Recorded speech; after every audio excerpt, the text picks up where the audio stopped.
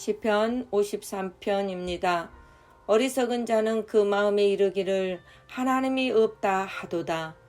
저희는 부패하며 가증한 악을 행하며 선을 행하는 자가 없도다.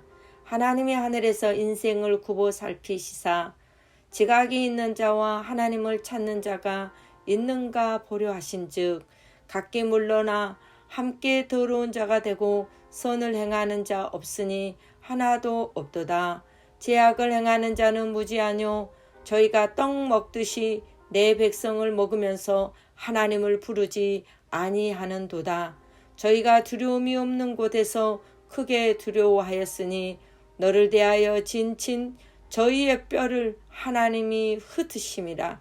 하나님이 저희를 버리신 고로 내가 저희로 수치를 당케 하였도다. 시온에서 이스라엘을 구원하여 줄 자 누구인고 하나님이 그 백성의 포로된 것을 돌이키실 때에야 야곱이 즐거워하며 이스라엘이 기뻐하리로다. 아멘. 누가 가장 어리석은 자인가?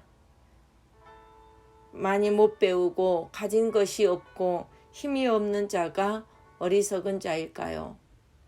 아닙니다. 본문은 첫 번째로 하나님을 모르는 자가 어리석은 자다라고 합니다. 모든 만물이 하나님이 살아 계신 것을 분명히 나타내 보이고 있습니다. 그러므로 아무도 하나님이 없다고 핑계치지는 못할 것입니다.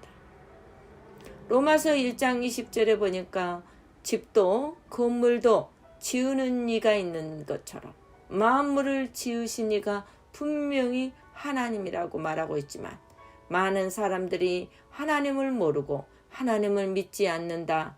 마음에서 하나님을 부인하는 자들은 그들의 영적, 육적, 정신 상태가 부패하여 나중에는 내적 부패를 가져오고 그 다음에는 행동의 행악이 나타나게 됩니다. 두 번째로는 죄악을 행하는 자가 무지하고 어리석다라고 했습니다. 사람은 본래 하나님의 형상으로 지음을 받았습니다. 그러므로 지혜롭고 아름답고 존귀한 자들입니다.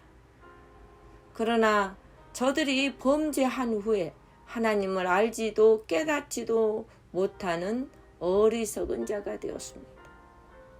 하나님을 찾아야 하는 자가 찾지 못하고 깨달아야 하는 자가 무지하게 되고 하나님을 찾아야 하는데 우상을 찾고 죄를 멀리 해야 하는데 죄를 범하여 먹고 마십니다.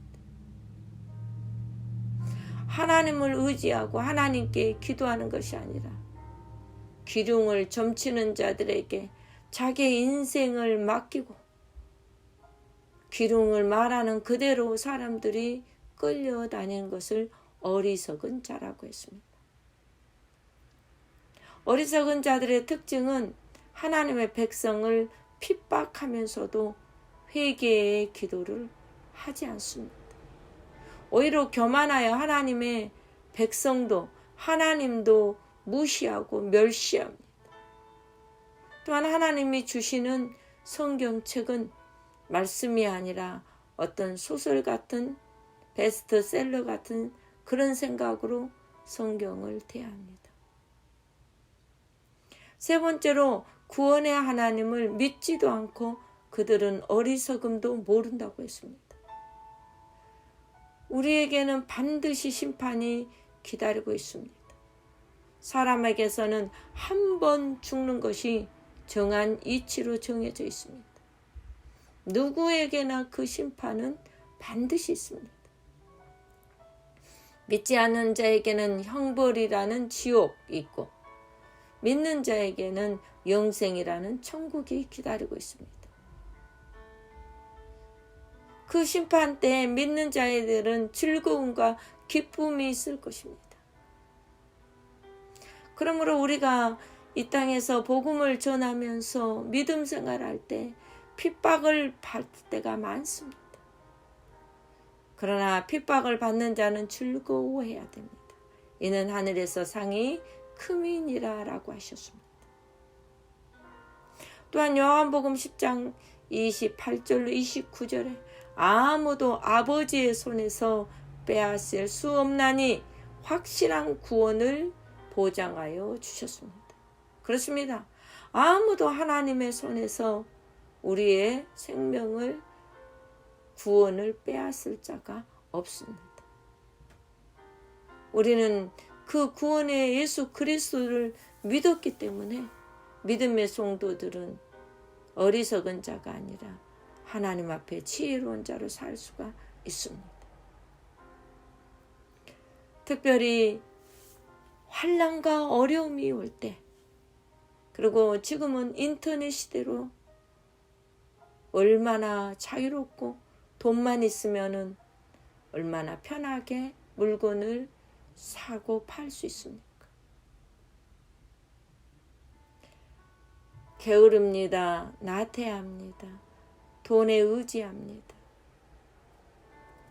교회에 나가서 하나님께 봉사하고 헌신하고 충성할 것도 많이 없어져 버렸습니다.